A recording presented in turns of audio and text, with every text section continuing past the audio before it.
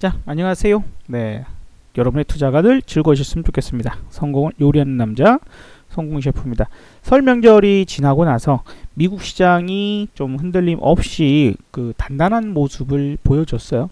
미국 시장이 단단한 모습을 보여줬습니다. 뭐 폭등했거나 뭐 이런 부분은 없지만 그래도 조금 흔들다가도 다시 제자리를 찾거나 어쨌든 자기 자리를 잘 잡는 그런 모습들이었어요. 거기에다가 뭐 불행인지 다행인지 모르겠지만 어쨌든 일본으로서는 상당한 불행이죠. 지진이 일어나는 부분이 나타나다 보니까 예전에도 그 대지진 일어났을 때 우리나라 증시는 그에 따른 반사 수혜주들을 찾기에 바빴었습니다. 어쨌든 오늘 최근 그렇지 않아도 자동차 반도체의 공급 부족 현상이 극에 달할 정도다.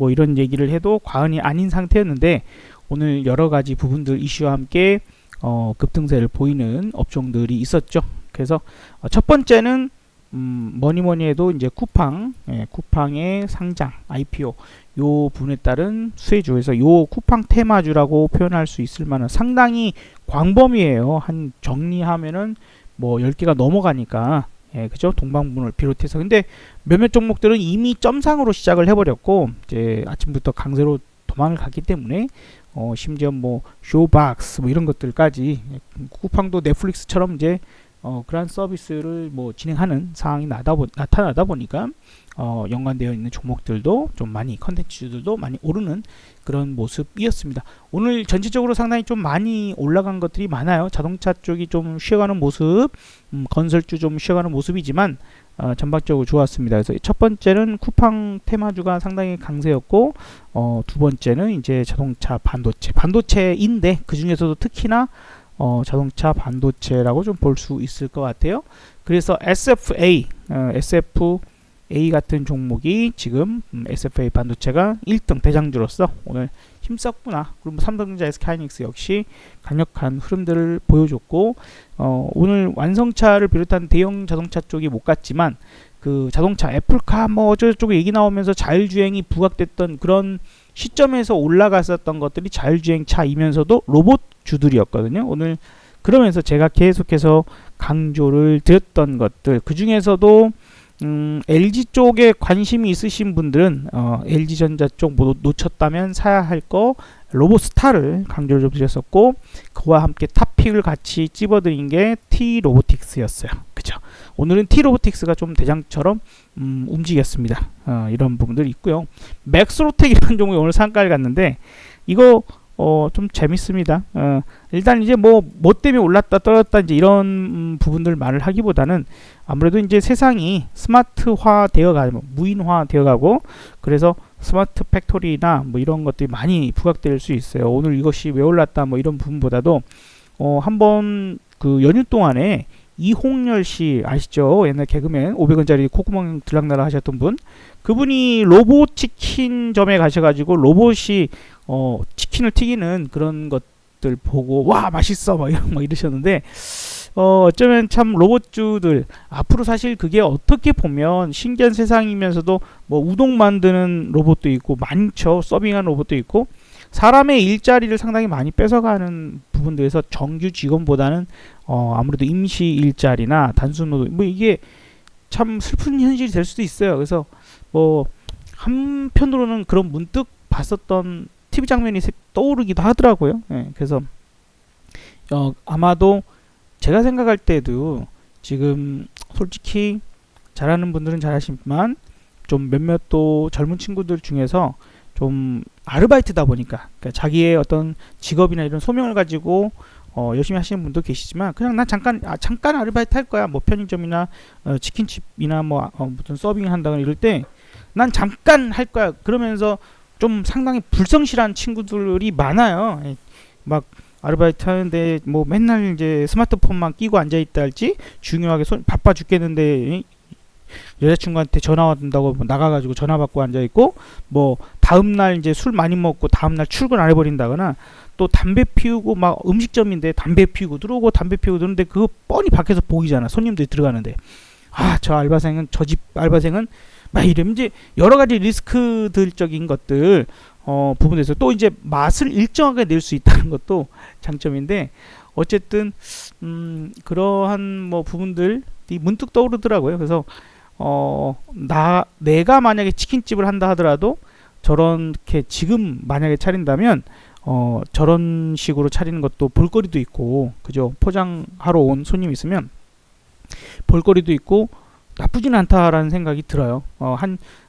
기계값이 얼마일지 모르겠지만 2천만 원, 뭐 3천만 원까지만 된다면 차라리 그게 훨씬 낫다.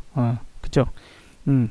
1년으로 치면은 뽑아요. 1년이면 이제 뽑을 거고, 한 2년, 3년 차부터는 이제 이익으로 쭉 넘어갈 수 있는 상황이 될 거고, 그래서 충분히 생각을 해볼 그런 영역이지 않을까라고 생각도 듭니다. 일본 지진이 일어나면서 후쿠시마 원전에서 또 오염수가 조금 나왔다, 묻어났다, 뭐 이런 거 있었죠. 그래서 일본 지진 관련돼서 직접적으로 많이 알려진 게 삼형 엠텍이에요. 그 외에도 이제 몇몇 종목들이 있지만 우진이나 특히 오르비텍은 그런 오염수, 정화 뭐 이런 부분들과 또 연관이 있다 보니까 우리가 원자력 관련돼서는 많이 알려진 종목이기도 합니다. 그래서 오르비텍 같은 종목까지도 오늘 좀 강세를 유지했지만, 일본 지진의 직접적인 그런 종목들이 많이 오르진 않았습니다. 오늘 많이 오르진 않았고, 원체 이제 쿠팡 쪽과 자동차 반도체 이쪽이 워낙 세기 때문에 또 그 외에도 상당히 많은 업종들이 올랐어요. 그래서 오늘은 어느 한쪽에 쭉 가는 부분들은 좀 아니었다라고 좀 생각이 들고, 최근 이제 뉴스 중에서 제가 많이 강조드린 것 중에 한 가지가 있어요. 농업주를 자꾸 봐야 된다라고 얘기를 드렸는데, 최근에 유가도 오르고 곡물값이 특히나 많이 지금 오르고 있습니다. 그래서 지금 대두, 옥수수, 밀 뭐 이런 것들 가격이, 특히 대두와 옥수수 많이 오르죠. 이러면 또 돼지 가격이나 이런 것들도 많이 올라요. 그래서 곡물 가격이 크게 오르고 있는 부분들 때문에 우리가 더군다나 이제 코로나로 인해서 그 생산과 그죠, 수확이 제때제때 안 되는 농업 국가들 중에서 상당히 심각했던, 또 혹은 이제 인도 같은 나라들도 그럴 거 아니에요. 그래서 이러한 부분들의 식량 생산에 또 차질이 발생하는 국가들도 꽤 많이 있었을 것이며, 이런 부분들이 지금 또 있다. 그래서 농업 관련주들 좀 많이 움직였는데, 오늘 이제 크게는 아니지만 좀 꿈틀대는 정도는 나왔습니다. 아시아 종묘가 한 4%대, 농우바이오 4.4%. 뭘 샀는지는 안 가르쳐주지. 어쨌든 농업 관련주를 샀다. 이전 정도. 팜스토리 4% 이렇게 상승세가 좀 나오고 있고요. 계속 관심 가져야 될 것 같아요. 농업주들, 특히 이제 씨앗, 제일 중요한 거, 인류가 멸망을 해갈 때 가장 중요한 거, 다시 되살아나려면 필요한 게 종묘죠. 씨앗 산업. 그래서 이런 쪽들 관심을 계속 가져야 되는 분야라고 좀 생각이 들어요.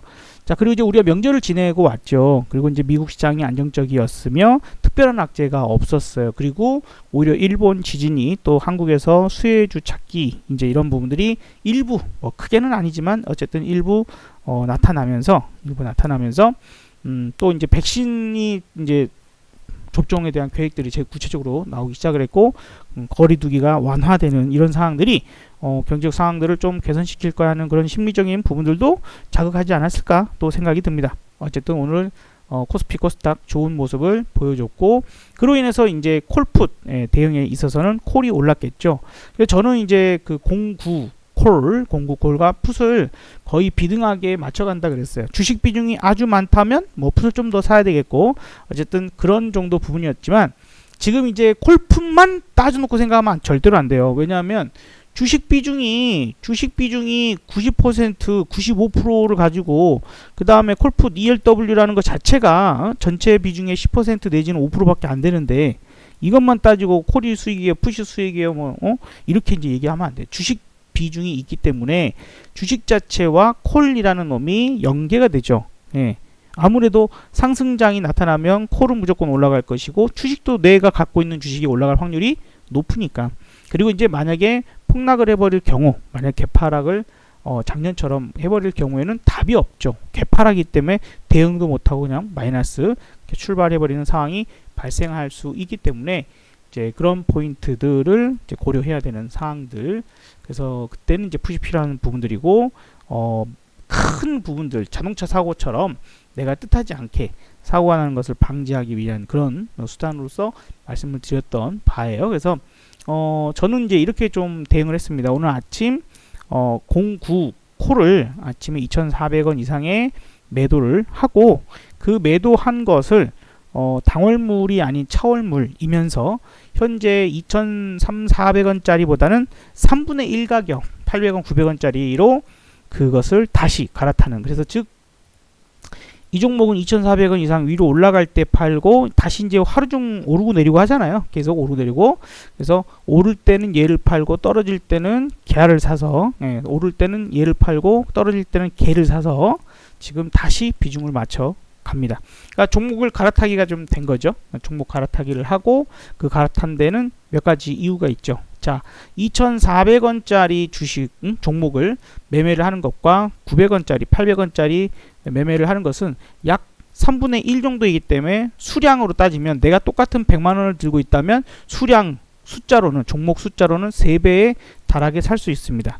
자, 그리고 지금 09라는 놈은 이제는 당월물이에요. 오늘부터 당월물이고, 이제 또 차월물이라는 종목이 하나 있습니다. 차월물.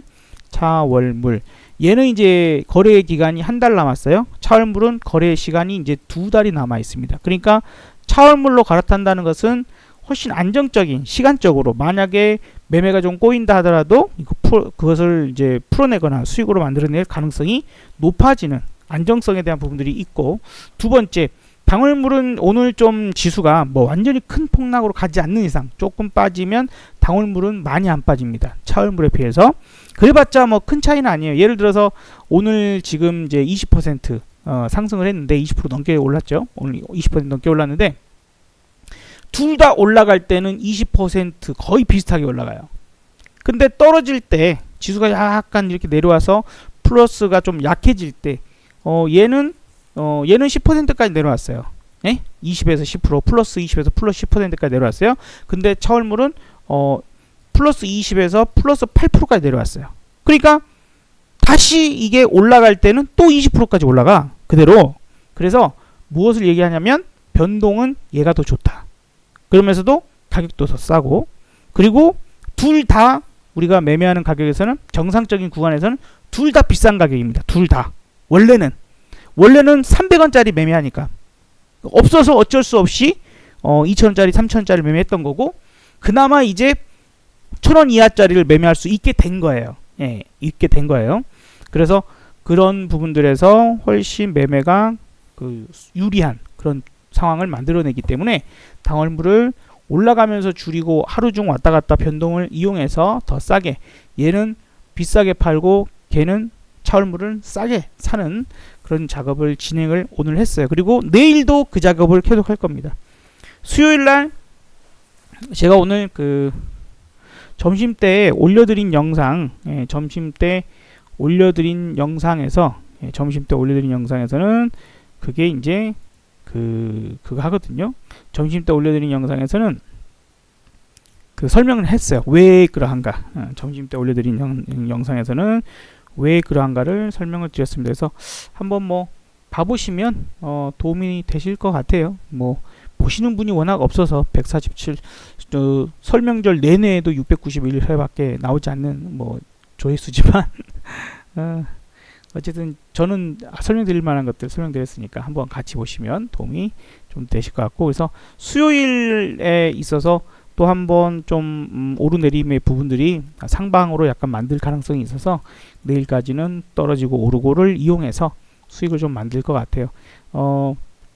간편하게 좀 생각하는 게 좋습니다. 오늘 뭐 어쨌든 콜은 24%까지 올랐고 거기에서 좀 팔고 내려오면서 사고, 그래서 고점에서 팔고 저점에서 사는 그런 부분들을 이용해서 한 7%의 격차를 두고 다시 산 거예요. 한마디로 20%에서 24%까지 팔고 15%에서 뭐 7, 8%까지 떨어질 때 그 사이에 다시 샀고, 그래서 이제 넘어간다 정도 생각하고 풋은 건드리지 않고 갑니다. 물려 있어요. 괜찮아요. 그래도 갖고 갑니다. 어차피 이것도 거래 시간이 한 달이라는 시간이 있기 때문에 그 사이에 또 무슨 일이 일어날지 모르죠. 그리고 그 사이에 콜로 수익을 그만큼을 먹으면 돼요. 콜로 지금 풋 들고 있는 만큼 먹어버리면 돼요. 그리고 또 들고 있는 주식 가지고 그만큼을 이상으로 수익을 만들어 버리면 상관없습니다. 그러나 만에 하나 사고가 터지면 하방으로 폭락장이 와버리면 보험 들어져 있는 풋이 어느 정도 만회를 해줄 것이다. 좀 생각하시면 좋겠습니다. 자, 어쨌든 개인적으로는 이 T-로보틱스, 그죠? T-로보틱스 함께 이제 조언을 해가면서 T-로보틱스와 그 다음에 이제 계속 최근에 제가 여러 영상에서도 언급했고, 아유 좀 코스닥의 중소형주 위험하니까 상장 폐지될 것들도 많고 위험하니까 그런 건 이제 코스닥 하지 말고 이런 거나 해요 우량주 하면서, 에이 그런 거 있잖아 하나 시스템 같은 거 라고 말씀을 드렸죠. 대놓고 딱 한 종목만 얘기했어요. 좋네요. 확실히 미래 세상이 어떻게 올 것인지를 보고 접근을 해야 된다 라고 좀 생각이 듭니다. 어쨌든 오늘 또 접근을 해봤는데 비록 비중을 많이 들어가지는 않았지만 그래도 오늘 같은 날 19,000원 근처에서 매수 들어갔는데 좋네요. 좋습니다. 좀 뭐 대단한 모습을 보여주고 있고 신고가이니까 앞으로도 기대가 됩니다. 이거는 이렇게 끝나지 않을 것 같아요. 에이 와 이렇게 많이 올랐는데 더 가요? 더 가겠죠. 많이 가겠죠. 그래 하루아침에 그 보는 게 아니에요. 뭐 존니 아저씨 하는 말도 맞는 말이고요. 그 다음에 뭐 김동환이라는 프로님 하는 말도 맞는 말이고요. 그 다음에 뭐 그 인공지능하고 그 싸움하셨던 마하세븐님처럼 그렇게 초단타 스캐핑 하는 것도 맞는 거예요. 자기 스타일 찾는 거고 그분들의 논리에서는 다 수익을 만들어낼 수 있는 논리들이기 때문에 그런 부분에서는 좀 깊이 있는 성찰이 필요하겠죠.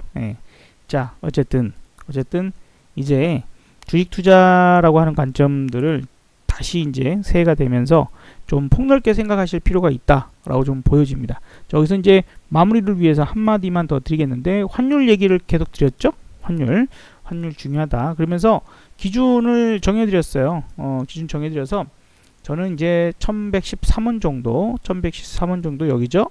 1113원 정도 여기서 이제 이렇게 위로 올라가면 시장은 하방으로 열어놓고 대응하고 이 1113원 밑으로 떨어져서 있으면 상방으로 위로 올라갈 것을 대비하라 라고 말씀드렸는데 어쨌든 연휴 동안 내려왔습니다. 연휴 동안 내려왔기 때문에 또 역시나 상방을 열어놓고 지금 대응하고 있는 부분이고, 그래서 오늘 아침 시작했을 때 미국 시장 상승폭을 전부 반영해버렸기 때문에 아침에 콜을 갖고 왔던 걸 팔고 새로운 놈으로 더 싸게 갈아타고 하는 작업을 한 거예요. 계속 그 작업은 이렇게 놀면 콜 위주의 매매 부분들을 갈 거다 라고 보고 이렇게 올라가 버려. 그러면 어떻게 해요?